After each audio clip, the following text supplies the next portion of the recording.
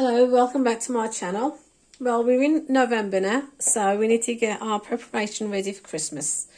This is my ingredients to make homemade mince meat for your mince pies. First of all, I have got some lovely sultanas here.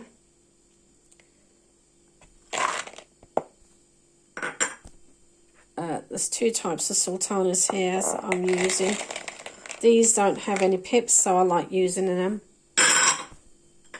I've also got some currants here. A lot of people like to use currants, but these big currants have seeds, so I don't like having anything with seeds. But I've got some small ones that don't have any seed, so I shall be putting a handful of that in as well. Cranberries, that goes in there as well. So in total here, I've got about 600 grams of sultanas and a little bit of currants and cranberries.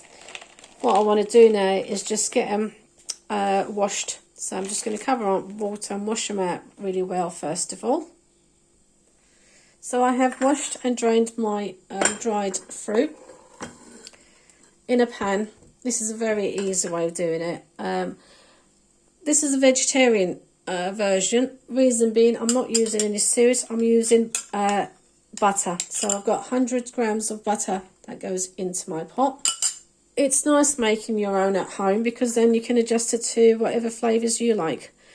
I have got 3 apricots chopped up here, 3 dried dates, and I've got 2 dried figs diced up here. So they also go into my pot. Next, I have got mixed peel here. So I've got mixed peeled, just finely chopped up. I've also got the zest of an orange and the zest of a lemon as well.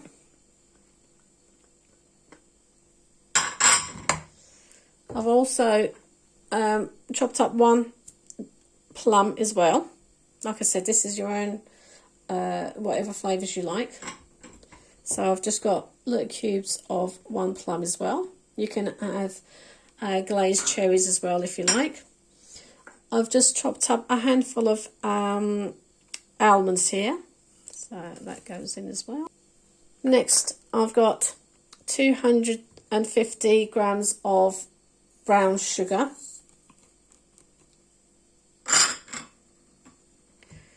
I have got a juice of an orange and a lemon to go in. Next, I'm going to go ahead and just peel, core and grate 2 apples as well. So I'm just, once you've peeled and cored your apples, you just want to get the grater on the large size and just grate your apples.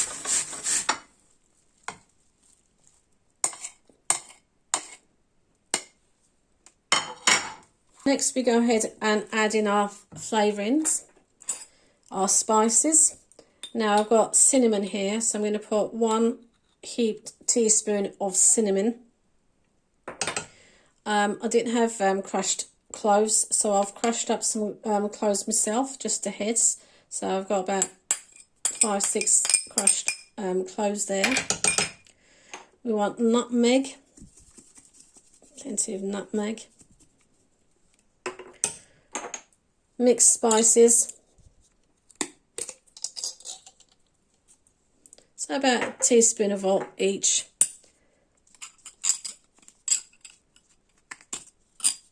If I've got 2 types of mixed spices.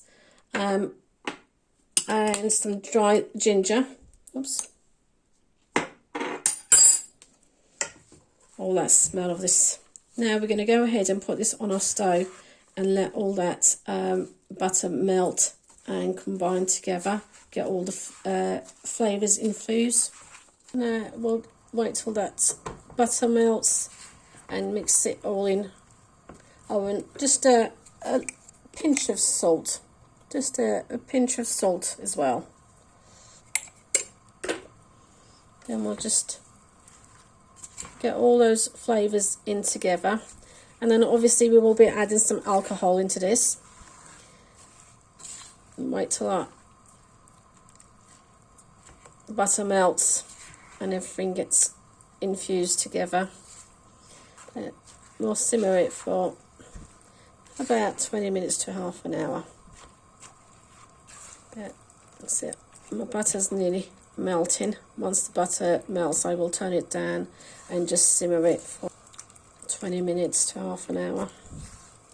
Coming to a boil, and that's the last piece of my butter. So my butter's melted, it's come to a boil. Turn it down now and simmer it. And occasionally just give it a stir and simmer it away like this. Okay, this has been simmering away for 20 minutes now, and I think that's good enough.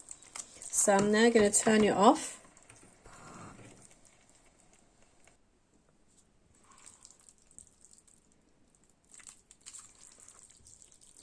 I've already had a taste. It is delicious. With the twangy taste of your cranberries and your peel, and then you've got all this sweetness of all the fruit. Love it. We're just going to leave it just to cool down just a little bit before adding our alcohol. Okay, so after having let it sit for 5-10 minutes and cool down a bit, we're now ready to put our alcohol. I'm using brandy, but you can use cognac, sherry, whatever you like. So about between 4 to 6 tablespoons of alcohol of your choice. Give it a big mix. Next, I'm going to put them in jam jars and leave it to rest for a couple of weeks. I mean, you can actually use it straight away, but to get all that flavours infused more. So now I will fill in my jam jars and then close them and save them until the day comes to make our Christmas pie. So this is how I make my homemade mince ready for Christmas. You can jam jar them up and give them away as presents as well. Place them into your jam jars. I'm just going to put a little bit of brandy just on top like so. When we go to use them, we will give it a good mix before.